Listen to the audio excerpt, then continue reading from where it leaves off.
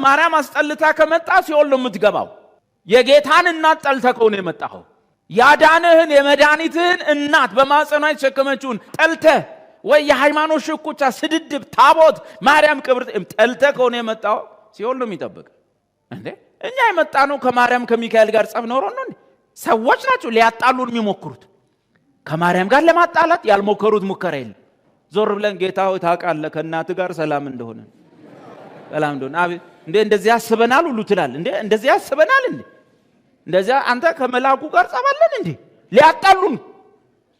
ሊያጣሉ በገብርኤል ሊያስጨርሱ በሚካኤል ሊያስበሉ ኖ በኋላ ስናጠና ሚካኤልም የኛው ቸርች አባል ነው፣ ገብርኤልም እኛው ጋር ነው፣ እመቤታችንም ከኛው ጋር ነች።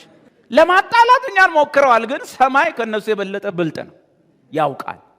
እና ታዲያ ለምንድን የመጣችሁት? ማለት ለምን ወጣችሁ? ለምን ዛት አስቀድሱም? ምንድነው ያን ከመሰለ የሸለለ ህንጻ መታችሁ እዚህ እንደ ሰርዲን ቆርቆሮስ የምትታጎሩት? ምን ሆናችሁ ነው? ምን ልዩነት አግኝታችሁ ነው? ማርያም ነች ጸባችሁ? ታሳዝናላችሁ።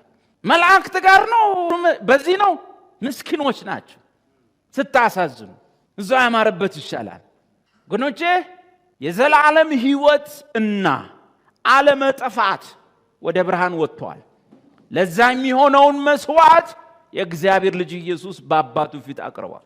አመንክ አላመንክ፣ ተጠራጠርክ አልተጠራጠርክ፣ የመስዋዕቱን ከፍታ ዝቅ አታደርገውም፣ የመስዋዕቱን ውበት አታደበዝዘውም። ሰማይ ተቀብሎታል። ሰማይ ተቀብሎት ከሙታን አስነስቶት በቀኙ አስቀምጦታል። አመንክ አላመንክ፣ ያን ቀን ላይ ምድረ ኃጢአተኛ ሁሉ በእርሱ ስላመነ ከእርሱ ጋር አስነሳን፣ ከእርሱም ጋር ደግሞ በቀኙ አስቀመጠን ተብሎ ተጽፏል። እና እንዲደፍረን